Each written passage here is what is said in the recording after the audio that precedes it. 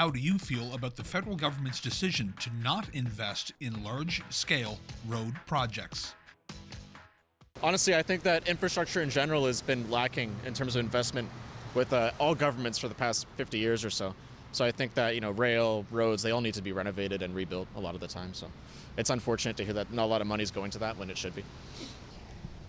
Well, looking out on these roads, they're a disaster in Ottawa. And the trucker protest did not help with the trucks going around and around and around and around. I live in Quebec, so the bridge got destroyed because they were doing this loop. So I'm very disappointed with that line of thinking because we need help. I don't know. I think moving towards something that's a little greener away from big roads is important, but until we have the capacity to do that, like Canada's a really big country. We need a lot of transport. We need highways, things like that. We need to invest in things like that. So that makes sense. I agree with that. I think there's definitely talks about a greener country, but there's a lot of people up north that need those roads, and there's a lot of people who don't have the support that we have the ability being in an urban environment. So I think roads are important, and they should also be kind of a priority for people and communities up north that need food and resources that we have easily access to. I think in a country this large, with the population base that we have, I don't know how you avoid large-scale transportation infrastructure. It's just, from the day we built the railroad from coast to coast, that's what we're about, that's what we need. I don't know, for me, there's a lot of infrastructure questions right now with the electrification of transport. So are you going to avoid that as well? Are you not going to be able to get to net zero because you can't put the money into the infrastructure that we need to electrify? So I think it's a complicated issue, and I wouldn't want to see us backing away from it because I'm a firm believer that we can take that low-carbon electricity and put it to good use in transportation. I kind of think it's a good idea to invest in the large-scale road projects just because it helps with more travel. It's probably more efficient for transportation for goods and services. I think these are knee-jerk reactions. They're not really planned. I'm actually from Alberta, and I am not conservative. I don't really buy into a lot of the politics, but I do understand when knee-jerk reactions are made by the feds in Ottawa, not accounting for the impact on different communities across the country, then yeah, certainly I'm concerned about that. But I get what they're doing is just, it's not very thoughtful as it should be.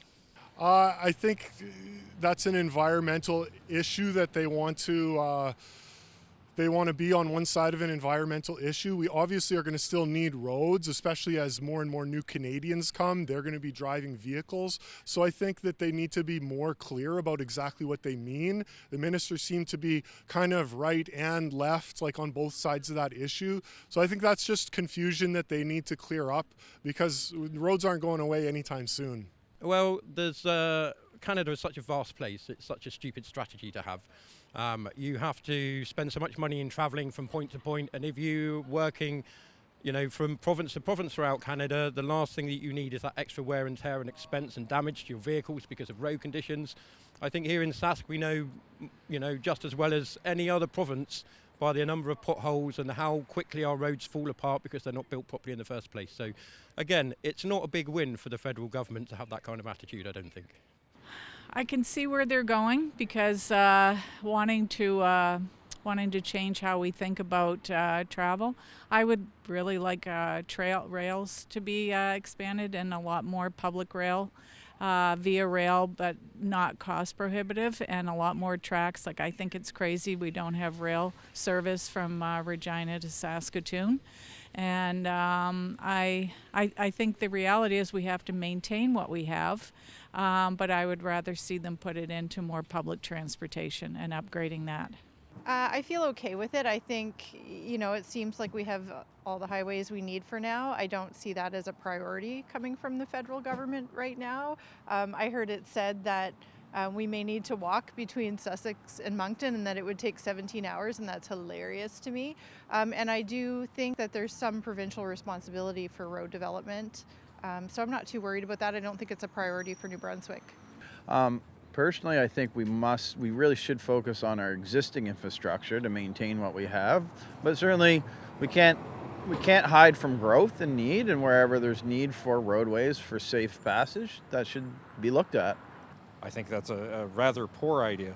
Right now, we've got an aging infrastructure all across Canada, whether it be bridges, roads, sewer systems across Canada. We need to invest deeply to make sure that our infrastructure is going to be going well for the next generation. Because let's face it, we're to the point now where our infrastructure is starting to come down in various aspects.